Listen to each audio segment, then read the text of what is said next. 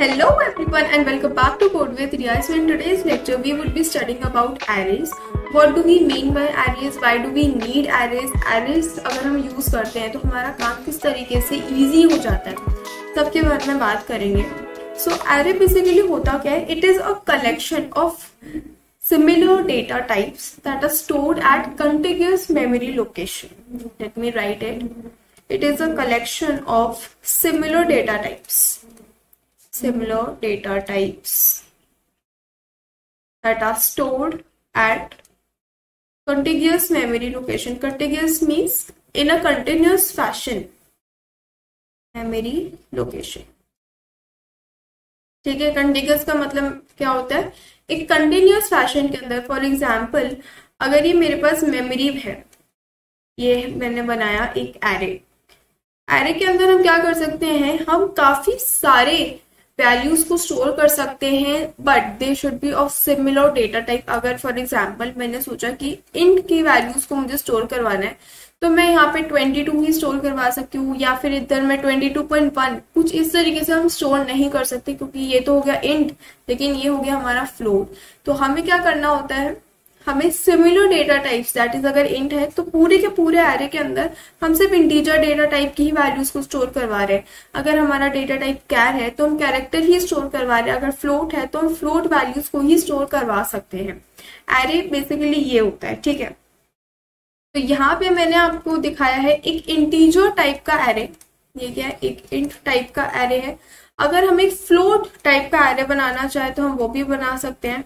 For example 2.1, 4.6, 3.2, कुछ इस तरीके से हमारा बन जाएगा फ्लोट टाइप का array. Now the question comes कि एरे की जरूरत ही क्या पड़ी है? भाई हमारे पास वेरिएबल्स थे, हमें कोई भी अगर वैल्यू को स्टोर करवानी होती थी तो हम कोई भी एक वेरिएबल बनाते थे, उसको हम डिक्लेयर करते थे, इनिशियलाइज करके वैल्यूज में स्टोर हो जाती थी. तो हमें एरे क्यों बनाने की जरूरत है? अगर आपने यहाँ पे ध्यान से देखा तो यहाँ पे मैंने सिर्फ एक ही वेरिएबल बनाया है, एंड दैट इज एरे. और एरे के अंदर मैंने 3 वैल्यूज को स्टोर करवा दिया. इसका मतलब कि अगर मैं ये अगर नॉर्मली करूं तो मुझे यहाँ पे 3 वैल्यूज बनानी पड़ेगी.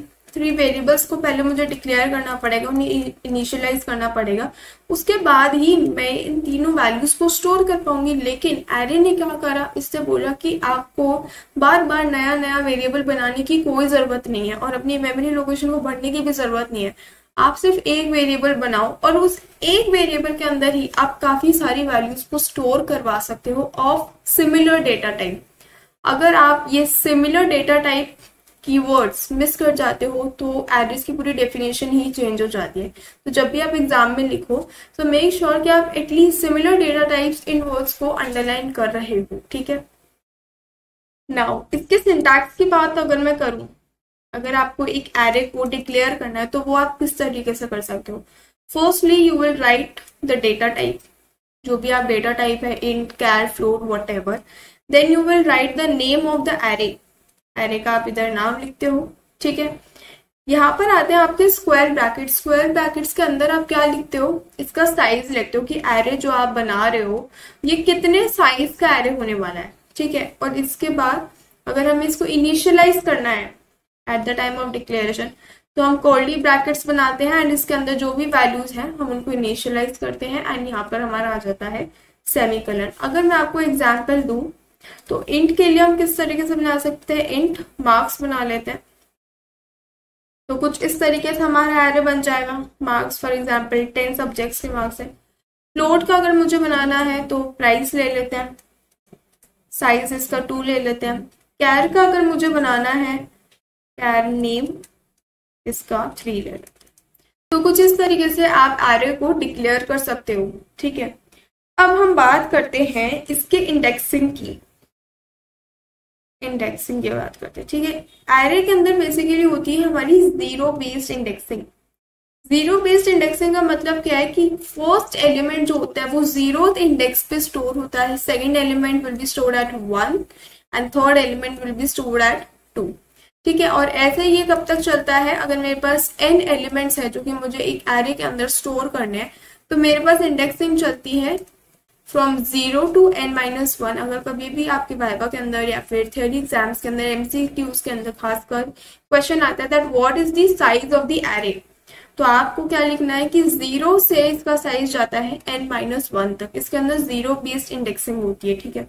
सो अगर मुझे फर्स्ट एलिमेंट कहीं पे स्टोर करना है, फॉर एग्जाम्पल मुझे 22 स्टोर करना है, तो मैं उसको यहाँ पे स्टोर करूंगी। अगर मुझे 20 स्टोर करना है तो वो यहाँ स्टोर होगा। अगर मुझे 25 स्टोर करना है तो वो कुछ इस तरीके से स्टोर होगा, ठीक है। ये एक वेरिएबल का एग्जाम्पल दिया है मैंने, और ये वाला एक एरे का एग्जाम्पल है, ठीक है। तो कुछ इस तरीके से स्टोर होगा। अब हमने पढ़ा था कि इंटीजर कितने बाइट्स का होता है। इंटीजर होता है हमारा 4 बाइट्स का। कितने बाइट्स का होता है इंटीजर? 4 बाइट्स का। हमने एक इंटीजर टाइप का एरे तो बना दिया, लेकिन उसके अंदर अब हम जितनी भी वैल्यू स्टोर कर रहे हैं वो भी इंटीजर टाइप की है। तो जाहिर सी बात है कि जो वैल्यूज है वो कितना स्टोर करेगी, वो कितना स्पेस लेगी, वो लेगी 4 बाइट्स जितना स्पेस। 4 बाइट्स जितना स्पेस ये लेंगी, क्योंकि ये भी क्या है, एक इंटीजर टाइप ही है। तो अगर आपसे कोई क्वेश्चन पूछे कि भाई मैंने एक एरे बनाया है, इंट एरे बनाया मैंने, जिसका साइज है मेरे पास 3, जिसके अंदर मैंने ये 3 वैल्यूज को स्टोर करवा दिया है, तो आप मुझे ये बताओ कि मेमोरी के अंदर ये कितनी स्पेस घेर रहा होगा।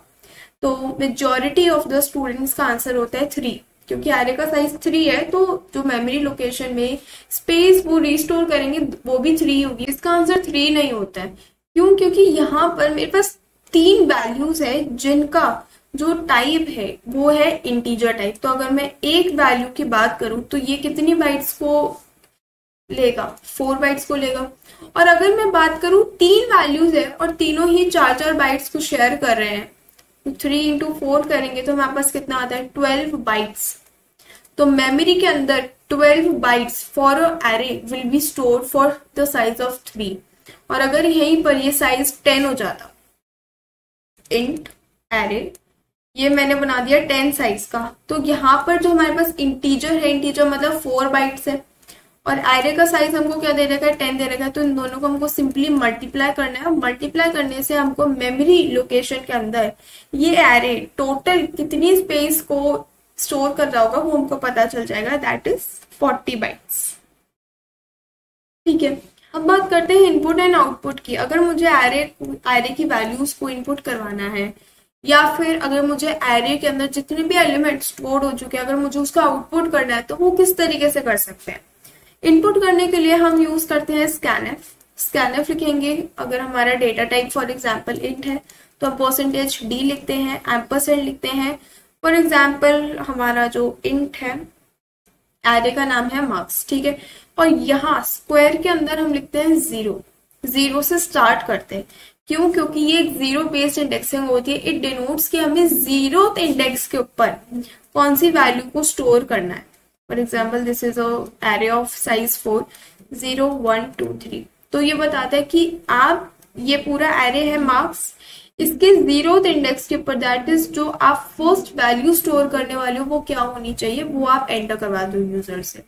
और अगर मुझे प्रिंट एफ करना है, दैट मीन्स मुझे आउटपुट चाहिए, तो हम क्या करेंगे? एम्परसेंड यहाँ से हट जाएगा, और जो भी वैल्यू का मुझे आउटपुट चाहिए, फॉर एग्जाम्पल अगर मुझे 0th इंडेक्स, दैट इज अगर मुझे एरे का फर्स्ट एलिमेंट चाहिए तो मैं यहाँ पे 0 लिखूंगी। अगर मुझे सेकंड एलिमेंट चाहिए I will write 1 over here, ठीक है। तो कुछ इस तरीके से चलता है।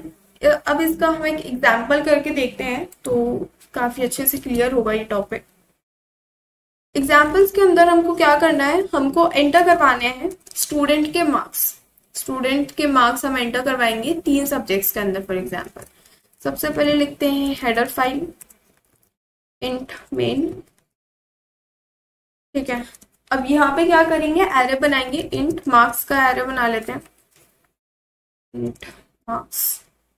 साइज अगर आप इसका रखना चाहो तो 3 रख लेते हैं, ठीक है। अब यहाँ पे क्या करेंगे? प्रिंट एफ करवा लेंगे, print F enter marks,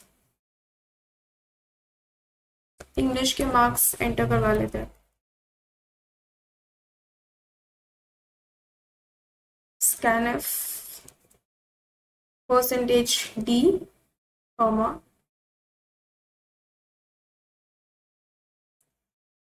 yes. यहाँ पे क्या करेंगे? एम्परसेंड मार्क्स और स्क्वायर ब्रैकेट्स के अंदर हम लिखने वाले हैं 0th इंडेक्स, दैट इज मुझे फर्स्ट एलिमेंट जो है वहां पर मुझे क्या चाहिए, इंग्लिश के मार्क्स चाहिए। इसी को कॉपी कर लेते हैं यहाँ पर। फॉर एग्जाम्पल फिजिक्स के मार्क्स आ जाएंगे, इसको हम कर लेते हैं 1, इसको कर लेते हैं 2, एंड यहाँ पर मैथ्स। ठीक है, इतना कर लेंगे और लास्ट के अंदर फिर हमको क्या करवाना है, इनको प्रिंट करवाना है। प्रिंट कैसे करवाएंगे, यहाँ पर हम लिख सकते हैं प्रिंट एफ इंग्लिश के मार्क्स परसेंटेज डी लिखेंगे, एंड फिर यहाँ कॉमा करके मार्क्स एट 0th इंडेक्स हमारे पास यहाँ पे प्रिंट होके आ जाएंगे। कॉपी एंड पेस्ट, यहाँ पे इसको कर लेते हैं फिजिक्स और इसको कर लेते हैं 1 इंडेक्स, फर्स्ट इंडेक्स पे जो मार्क्स हैं इसको हम कर लेते हैं मैथ्स और इसको सेकंड। ठीक है, और लास्ट के अंदर क्या लिखते हैं, रिटर्न 0।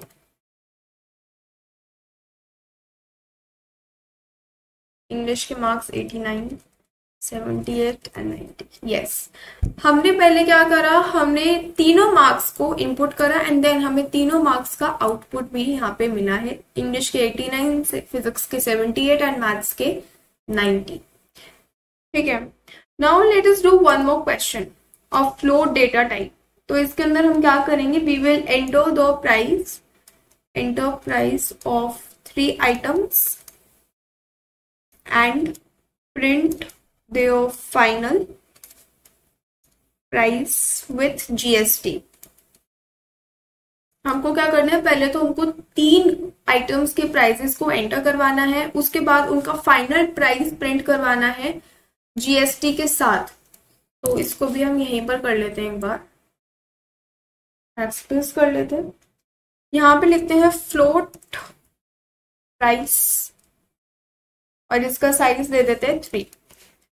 ठीक है, अब सबसे पहले एंटर करवा लेते हैं प्रिंट एफ एंटर 3 आइटम्स,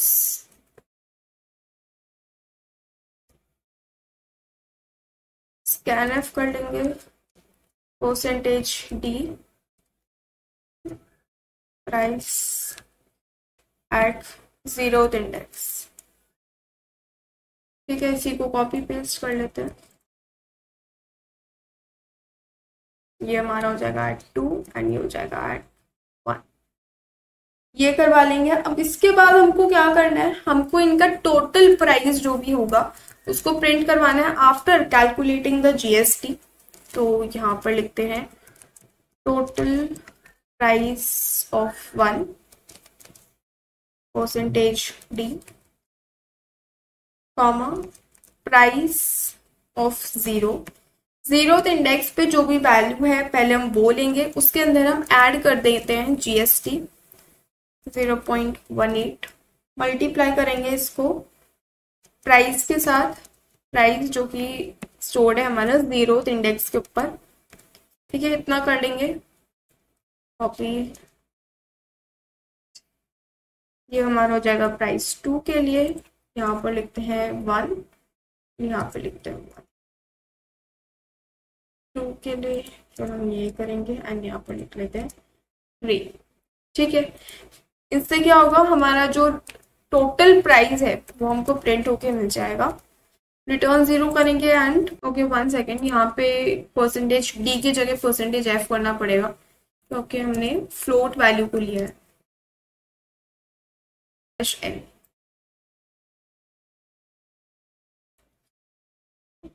100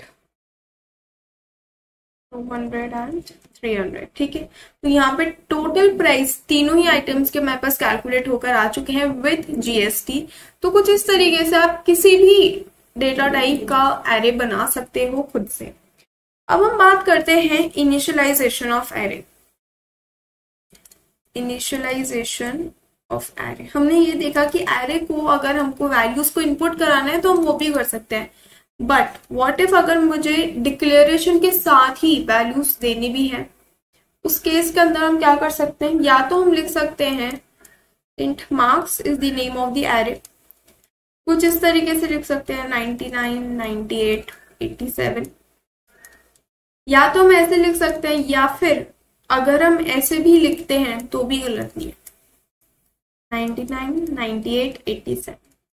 दोनों ही केसेस के अंदर ये बिल्कुल सही है। अगर आप यहाँ पे इसका साइज मेंशन करते हो वो भी सही है, अगर नहीं करते हो तो बाय डिफॉल्ट यहाँ पे दिख रहा है कि एरे के अंदर हमारे पास अभी कितने आइटम्स है, 3 आइटम्स है, तो वो बाय डिफॉल्ट ले लेता है। तो अगर आप स्पेसिफाई करना भूल भी जाते हो एग्जाम के अंदर तो it's not a big deal.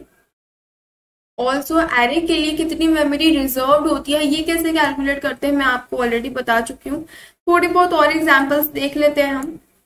For example int roll number, हमारे पास 20 स्टूडेंट्स हैं जिनके मार्क्स हमको स्टोर करवाने हैं, तो हमने एरे का साइज दे दिया है 20। अब अगर कोई मुझसे पूछे कि इसमें मेमोरी कितनी एलोकेट हुई है, मेमोरी कितनी स्टोर हुई है, तो उससे हम निकालेंगे कि भाई इंट का साइज तो होता है 4 बाइट्स।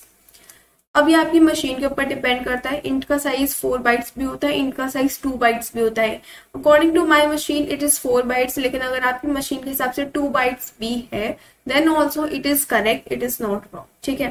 तो यहाँ पे 4 बाइट्स है और हमारे जो एरे का साइज है दैट इज 20। तो अगर इन दोनों को मल्टीप्लाई कर देंगे तो हमारे पास टोटल मेमोरी जो कि रिजर्व्ड है for this roll number array वो हमारे पास निकल कर आ जाएगी, दैट इज 80 बाइट्स। ये तो हमने ले लिया इंट का एग्जाम्पल। कैर की अगर बात करें, फॉर एग्जाम्पल कैर नेम है ऑफ 10। अब कैर कितने बाइट्स का होता है, char is of 1 byte. Already data types जब मैंने आपको पढ़ाया था तो मैंने आपको इसके बारे में बताया था कि पर्टिकुलर डेटा टाइप कितने बाइट्स का होता है, ये आपको पता होना चाहिए। एटलीस्ट आपको 3 या 4 के बारे में पता होना चाहिए। इंट, फ्लोट, कैर और डबल, इन चारों का तो आपको बाय हार्ट याद होना ही चाहिए, ये एग्जाम्स के अंदर भी आ जाता है। अब अगर कोई पूछे कि नेम एरे जो है वो कितनी मेमोरी को ले रहा है, तो हम क्या करेंगे 1 multiplied by 10 that will become 10 bytes. कि ये कितनी मेमोरी को ले रहा है, ये ऑक्यूपाई कर रहा है 10 बाइट्स को। तो अगर ऐसा कोई क्वेश्चन एग्जाम में आ जाए तो आपको घबराने की जरूरत नहीं है, you can easily calculate it, ठीक है। अब नेक्स्ट टॉपिक की बात करते हैं, पॉइंटर अरिथमेटिक। पॉइंटर भी हम पढ़ चुके हैं, अरिथमेटिक के बारे में भी हम ऑलरेडी पढ़ चुके हैं, ठीक है। अरिथमेटिक के अंदर हम क्या पढ़ते हैं, minus, plus, mod, division, multiply, ये सारी चीजें पढ़ते हैं। पॉइंटर मैंने बिल्कुल लास्ट लेक्चर के अंदर ही खत्म करा है। If you have not seen pointer please go and watch the lectures also. आपको पॉइंटर्स के लिंक डिस्क्रिप्शन बॉक्स में प्रोवाइड हो जाएंगे। नाउ अब पॉइंटर एक नॉर्मल वेरिएबल की तरह नहीं होता है। पॉइंटर क्या करता है, किसी भी वेरिएबल का एड्रेस स्टोर करता है। तो पॉइंटर के ऊपर कुछ रिस्ट्रिक्शंस होते हैं कि भाई ये सारे के सारे ऑपरेशंस तो परफॉर्म नहीं कर सकता, बट हाँ ये इंक्रीमेंट भी कर सकता है और डिक्रीमेंट भी कर सकता है। Pointer can be incremented as well as it can be decremented, ठीक है। अब यहाँ पर हम कुछ केसेस लेने वाले हैं। केस 1 ले लेते हैं, जहां पर हम एक इंटीजर बनाते हैं, int age is equal to 20।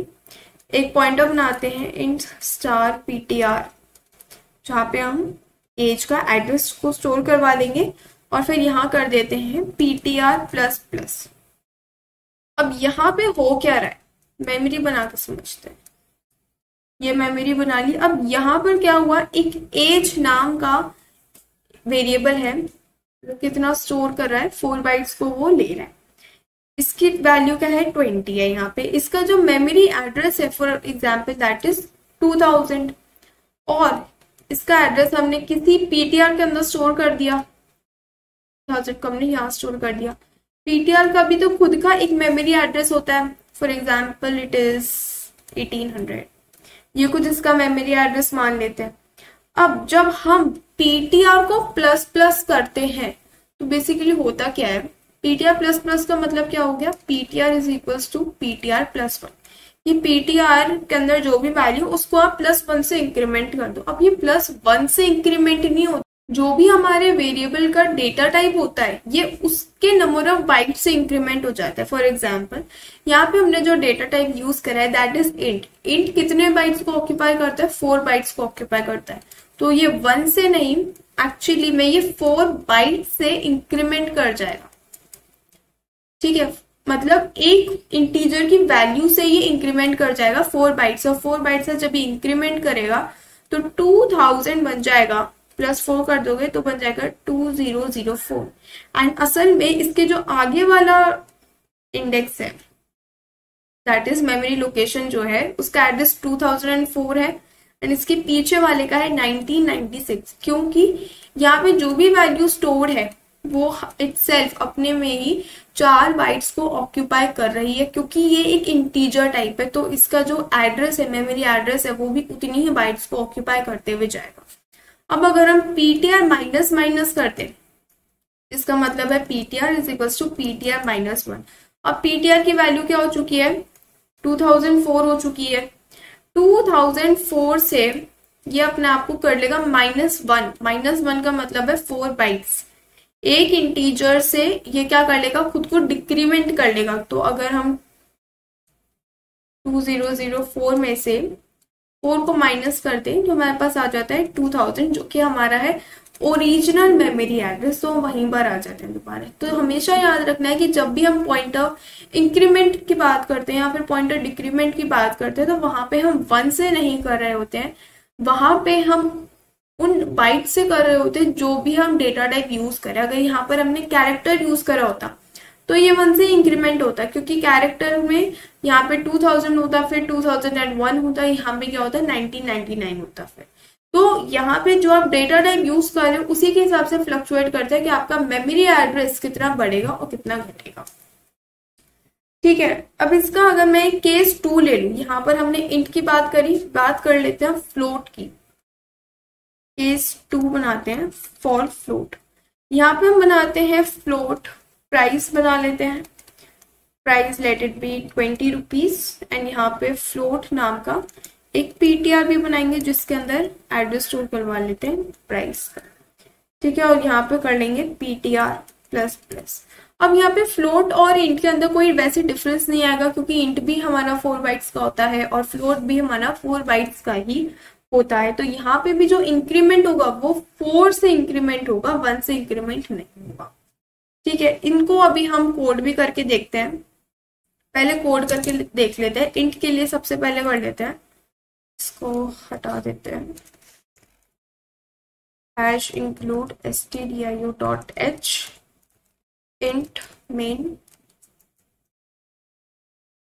ठीक है, यहाँ पे करके देखते हैं। इंट एज बनाएं जिसकी वैल्यू दे देते हैं 20 for example. Int age, int star PTR के अंदर स्टोर करवाएंगे एड्रेस ऑफ एज। ठीक है, यहां तक कर लिया। फिर कर लेते हैं पीटीआर। इससे पहले क्या करते हैं, हम प्रिंट एफ करवा लेते हैं पीटीआर की वैल्यू को, ताकि पता चल जाए कि जो इंक्रीमेंट हुआ है वो कितना इंक्रीमेंट हुआ है। तो PTR is equals to %u। अब यहाँ पे कंफ्यूज नहीं होना है कि यहाँ पे %u क्यों यूज करा, %p यूज करना चाहिए। मैं आपको ऑलरेडी ये पॉइंटर्स के अंदर इसका कॉन्सेप्ट बता चुकी हूँ कि हम %p को छोड़ के %u को क्यों यूज करते हैं। रिटर्न 0। ठीक है,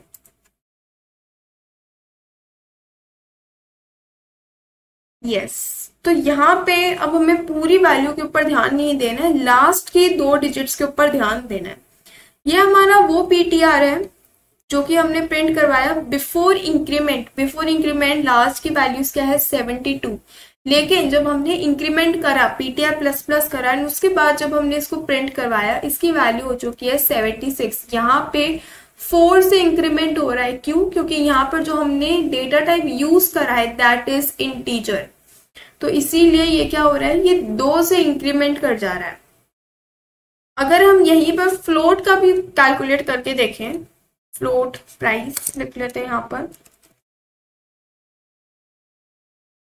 फ्लोट प्राइस 20.0, इसको भी कर लेते हैं फ्लोट प्राइस। यहाँ पर क्या कर लेते हैं, पीटीआर को प्रिंट करवा देंगे और ये एज इट इज सेम है। तो यहाँ पे भी जो इंक्रीमेंट होगा वो भी 4 से ही इंक्रीमेंट होगा। यहाँ पे हमको दिख रहा है कि ये 72 था पहले और अभी क्या हो चुका है 76 हो चुका है। There won't be any change क्योंकि फ्लोट में और इंट का दोनों का ही साइज सेम होता है। ठीक है, अब हमें केस 3 भी लेकर देख लेते हैं कैरेक्टर के लिए। कैरेक्टर के लिए अगर मैं लेके देखूं तो फॉर एग्जांपल कैर स्टार हमने लिया, डबल कोट्स नहीं आएंगे, सिंगल कोट्स आते हैं। कैर पॉइंटर बनाया हमने जिसके अंदर हमने स्टार का एड्रेस को स्टोर करवा दिया और कर लिया हमने ptr++। तो यहाँ पे क्या होगा, यहाँ पे इंक्रीमेंट होगा +1 से, क्योंकि जो हमारे कैर का साइज होता है दैट इज ऑफ 1 बाइट। तो अगर मैं इसके लिए मेमोरी लोकेशन बनाऊं, अगर ये हमारा स्टार है तो इसका साइज फॉर एग्जांपल 2000 है, तो इसके आगे वाले का साइज 2001 है, इसके पीछे वाले का साइज कुछ ये है। तो जब हम इंक्रीमेंट करेंगे तो ये यहाँ से जंप होकर यहाँ पर आ जाएगा। जो हमारा ptr है जिसके अंदर हमने 2000 स्टोर करवाया वो यहाँ से जंप होकर यहाँ पर आ जाएगा। इसको भी एक बार करके देख लेते हैं। कैर स्टार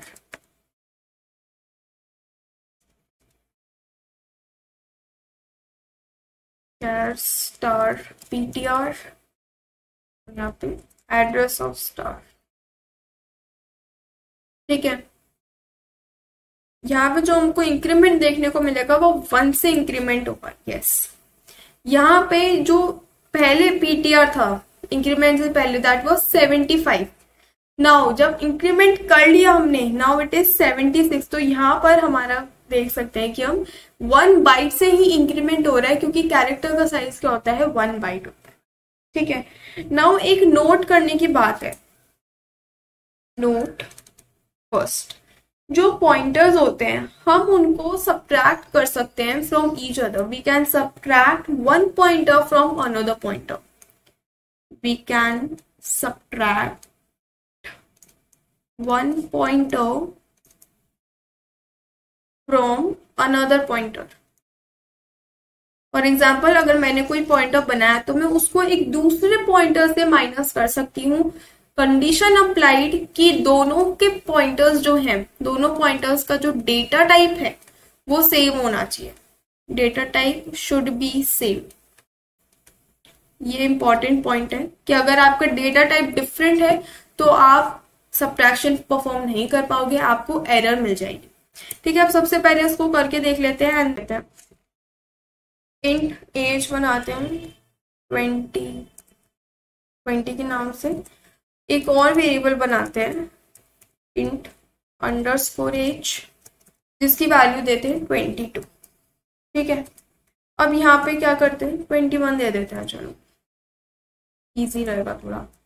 इंट स्टार ptr जिसके अंदर एड्रेस स्टोर करेंगे ऑफ एड्रेस ऑफ एज। और एक और बनाते हैं इंट स्टार _ptr जिसके अंदर हम एड्रेस स्टोर कर रहे हैं ऑफ _age। ठीक है, अब यहाँ पे क्या करेंगे, printf करेंगे डिफरेंस का। printf डिफरेंस इज %u कर लेते हैं, %u \n। और यहाँ पे क्या करेंगे ptr माइनस _ptr, दोनों में कंफ्यूज नहीं होना है। ठीक है, और लास्ट में लिख लेते हैं रिटर्न 0। नाउ लेट्स सी कि हमारा आंसर क्या आता है। 1 आया, क्योंकि अगर हम 20, इसका एक बार मैं मेमोरी लोकेशन बनाकर आपको दिखाती हूँ। ये मेमोरी लोकेशन है, ये 2000 है और ये 1996 है। यहाँ पे हमारे पास 19 स्टोर है, 20 स्टोर है, 21 स्टोर है। जब हम 21 में से 20 को माइनस करते हैं तो बेसिकली हम क्या कर रहे हैं 2004 माइनस 2000 करेंगे तो हमारे पास निकल कर आता है 4 बाइट्स। 4 बाइट्स का मतलब क्या है कि ये एक इंटीजर वैल्यू है। It is not corresponding to 1 जो कि हम एडिशन सब्ट्रैक्शन के अंदर यूज करते हैं। नंबर वाला 1 नहीं है, ये रिप्रेजेंट कर रहा है कि कितने इंटीजर्स का डिफरेंस आ रहा है। तो यहाँ पे सिर्फ एक इंटीजर का डिफरेंस आ रहा है। पता चलता है कि हम पॉइंटर्स में से सब्ट्रैक्शन कर सकते हैं। नाउ सेकेंड नोट की अगर मैं बात करूं, सेकेंड नोट इज कि आप दोनों पॉइंटर्स को कंपेयर भी कर सकते हो। कंपेयर किस तरीके से कर सकते हैं, यहाँ पर हमने क्या करा, हमने दो वेरिएबल्स बनाए, age and underscore age. Pointer के अंदर हमने एज को स्टोर करवा दिया, एज के एड्रेस को स्टोर करवा दिया, और अंडरस्कोर पॉइंटर में हमने अंडरस्कोर एज के पॉइंटर को स्टोर करवा दिया। तो अगर मैं star ptr is equals to underscore नहीं एड्रेस ऑफ एज कर दूं, तो अब ptr के अंदर भी ये अंडरस्कोर एज, अब ptr के अंदर भी एज का एड्रेस स्टोर्ड है और अंडरस्कोर ptr के अंदर भी एज का एड्रेस स्टोर्ड है। तो हमारे पास कंपैरिजन क्या आना चाहिए, ट्रू आना चाहिए कि दोनों के अंदर ही सेम एड्रेस हमने स्टोर कर रखा है अभी। कंपैरिजन इज %u \n, यहाँ पे क्या करेंगे, ptr इक्वल अंडरस्कोर ptr। ठीक है, इसको एक बार रन करके देखते हैं अपन। यस, तो जब अब इसको रन करवा के देखेंगे तो इसमें हमारा जो डिफरेंस है वो भी बना रहा है और कंपैरिजन भी बना रहा है। कंपैरिजन 1 का मतलब क्या है कि ये ट्रू है कि ptr is equals to underscore ptr, that is क्योंकि दोनों ही सेम मेमोरी लोकेशन को पॉइंट करेंगे। एंड यहाँ पे जो डिफरेंस इज 1 का मतलब क्या है कि कितने इंटीजर्स का यहाँ पे डिफरेंस है, दैट इज 20 में से 21 माइनस करोगे इट वुड बी 1। अब क्वेश्चन आता है कि हमने ये एरे के अंदर पॉइंटर पढ़ा ही क्यों, पॉइंटर एरिथमेटिक एरे के अंदर हमने पढ़ा ही क्यों, because array is a pointer. Array क्या होता है, एक पॉइंटर होता है, एरे इज अ पॉइंटर। ये काफी ज्यादा इंपॉर्टेंट लाइन है कि एरे क्या होता है, एक पॉइंटर होता है। अगर मैं कुछ इस तरीके से लिखूं that int star ptr is equals to address of array at 0, ये क्या करेगा कि एरे के अंदर 0th इंडेक्स पे जो एलिमेंट है उस पे ये पॉइंट करेगा। लेकिन अगर मैं इसकी जगह पे int star ptr is equals to array भी लिख दूं तो भी कोई भी डिफरेंस नहीं है दोनों के अंदर, तो भी ये सेम ही काम करेगा। अगर आप 0th इंडेक्स भी लिखते हो, अगर आप नहीं भी लिखते हो तो कोई भी डिफरेंस नहीं आता है। एरे के ये इसका मतलब क्या हुआ कि एरे का जो फर्स्ट इंडेक्स है उस पे जो लोकेशन होता है, जो एरे का नाम है, एक्चुअली वो एक पॉइंटर होता है जो कि उसके फर्स्ट इंडेक्स पे दैट इज 0th इंडेक्स के ऊपर क्या करता है, पॉइंट करता है। अगर मैं आपको यहाँ पर एक मेमोरी लोकेशन बनाकर दिखाऊं, इंट टाइप किया ये, यहाँ पर हमने मार्क्स स्टोर करवा लिए 0 1 2 3 4 मार्क्स स्टोर करवा लिए। इस यहाँ पर हमने क्या बनाया, इंट मार्क्स, यहाँ पे हमने इंट मार्क्स बनाया। मार्क्स क्या है, एक टाइप का एरे ही है। एरे क्या होता है, एक पॉइंटर होता है। तो basically marks is a pointer जो कि कहाँ पे पॉइंट करेगा, वो पॉइंट करेगा इसकी फर्स्ट लोकेशन पे, इसके फर्स्ट एलिमेंट पे, that is on 0th index. So I hope कि आपको ये जो पॉइंटर वाला कॉन्सेप्ट है ये समझ में आया होगा। इसके जो क्वेश्चंस है वो हम क्वेश्चन सीरीज के अंदर कर रहे होंगे अच्छे से। So yeah, that's all for today. Subscribe the channel if you are new to the channel and don't forget to hit the bell icon. Thanks for watching this video and I'll meet you in the next video. Thank you so much.